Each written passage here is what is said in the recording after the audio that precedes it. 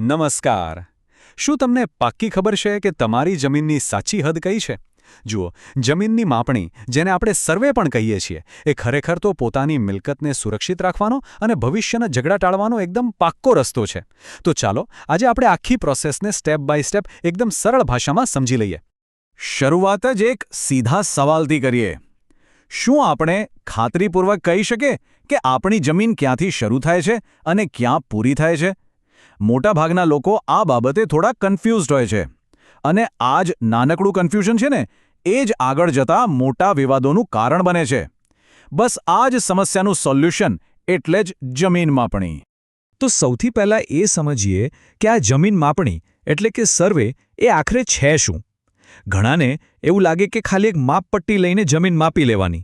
પણ ના, આ એનાથી ઘણું વધારે છે. ચાલો એને બરાબર સમજીએ. જુઓ, જમીન માપણી એ એક ઓફિશિયલ પ્રોસેસ છે. આ કોઈ પણ વ્યક્તિ ના કરી શકે. એના માટે સરકાર દ્વારા લાયસન્સ મેળવેલા સર્વેયર જ હોય છે, જેઓ ખાસ સાધનોનો ઉપયોગ કરીને જમીનની એકદમ ચોક્કસ બોર્ડર અને એનો એરિયા એટલે કે ક્ષેત્રફળ નક્કી કરે છે. અને યાદ રાખજો, આ માપણી કાયદેસર રીતે માન્ય ગણાય છે. પણ સવાલ એ છે કે સર્વે કરાવવાથી ફાયદો શું થાય? સૌથી પહેલી વાત, જમીનની સાચી બોર્ડર કઈ છે એ પાક્કું થઈ જાય. બીજું, એનો ટોટલ એરિયા કેટલો છે એની ચોકસાઈ ખબર પડે. અને સૌથી અગત્યનું, આપણી જગ્યામાં કોઈ આવી ગયું છે કે નહીં, કે પછી આપણે કોઈની જગ્યામાં નથી જતા ને, એ બધું એકદમ ક્લિયર થઈ જાય. ઓકે, તો માપણી શું છે એ તો સમજાઈ ગયું. પણ હવે સવાલ એ છે કે આ કરાવવું ક્યારે? શું ગમે ત્યારે કરાવી લેવાનું? ના, અમુક ખાસ સંજોગો હોય છે જ્યારે સર્વે કરાવવો એકદમ જરૂરી બની જાય છે. તો કયા સંજોગોમાં સર્વે કરાવવો જોઈએ? જો કોઈ જમીન ખરીદી રહ્યું હોય કે વેચી રહ્યું હોય, તો ડીલ ફાઇનલ કરતાં પહેલાં આ કરાવી લેવું બહુ સારું. જો પાડોશી સાથે બોર્ડર બાબતે કોઈ વિવાદ ચાલતો હોય, ત્યારે તો સર્વે એક પાક્કો કાયદેસર પુરાવો બની જાય છે. કોઈ નવું બાંધકામ શરૂ કરતાં પહેલાં તો ખાસ કરાવવું, જેથી આપણું બાંધકામ બીજાની જગ્યામાં ન જતું રહે. અને હા, જો 7 બારના ઉતારામાં જે એરિયા લખ્યો છે એના પર થોડો પણ ડાઉટ હોય, તો સર્વેથી બધું દૂધનું દૂધ અને પાણીનું પાણી થઈ જાય. ચાલો હવે સીધા પોઈન્ટ પર આવીએ. આ માપણી કરાવવા માટે એપ્લાય કઈ રીતે કરવાનું? આની પ્રોસેસ શું છે? ચિંતા ના કરો, પ્રક્રિયા એકદમ સીધી સાદી છે. સૌથી પહેલાં નજીકની તલાટી કચેરી અથવા તો જિલ્લા સર્વે કચેરીમાં જઈને એક અરજી કરવાની હોય છે. અરજી સાથે થોડા જરૂરી ડોક્યુમેન્ટ્સ પણ આપવા પડશે, જેમ કે 7મા, 12 અને 8 અના ઉતારા, તમારું કોઈ આઈડી પ્રૂફ, અને જો તમારી પાસે જમીનનો જૂનો નકશો હોય તો એ પણ સાથે રાખવાનો. એ પછી સરકાર દ્વારા નક્કી કરેલી જે ફી હોય એ ભરવાની. આટલું થઈ જાય એટલે કચેરી તરફથી તમને માપણી માટેની એક તારીખ અને સમય આપી દેવામાં આવશે. ચાલો, એપ્લિકેશનનું કામ પતી ગયું અને તારીખ પણ મળી ગઈ.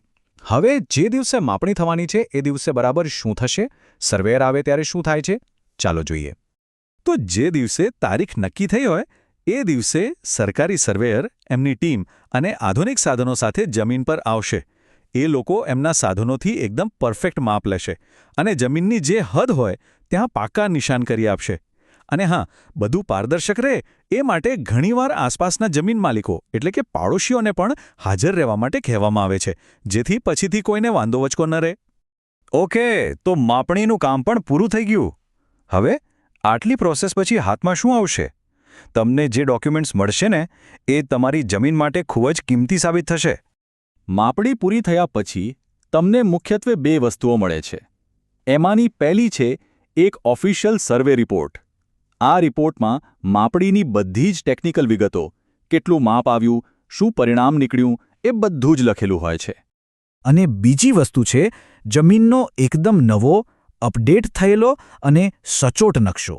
આ નકશામાં તમારી જમીનની ફાઇનલ બોર્ડર એકદમ સ્પષ્ટ રીતે બતાવેલી હોય છે. મતલબ કે આ સર્વે રિપોર્ટ અને નવો નકશો, આ બંને મળીને તમારી જમીનની માલિકી અને સીમાનો એક મજબૂત કાયદેસર પુરાવો બની જાય છે. ભવિષ્યમાં ક્યારે પણ કોઈ વિવાદ થાય તો આ ડોક્યુમેન્ટ્સ તમારો સૌથી મોટો આધાર બનશે. સારું, હવે આખી પ્રક્રિયા એકદમ સરળતાથી પતી જાય એના માટે અમુક વાતોનું ખાસ ધ્યાન રાખવું જોઈએ. આને તમે કેટલીક કામની ટિપ્સ પણ કહી શકો છો, જે ભવિષ્યની ઘણી મુશ્કેલીઓથી બચાવી શકે છે. તો કઈ કઈ બાબતો યાદ રાખવાની છે?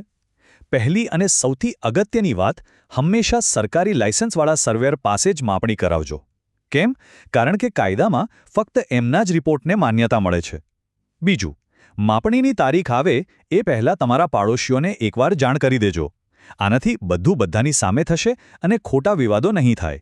અને ત્રીજું, તમારા બધા જ ડોક્યુમેન્ટ્સ પહેલેથી જ તૈયાર રાખો જેથી કામમાં બિનજરૂરી મોડું ન થાય.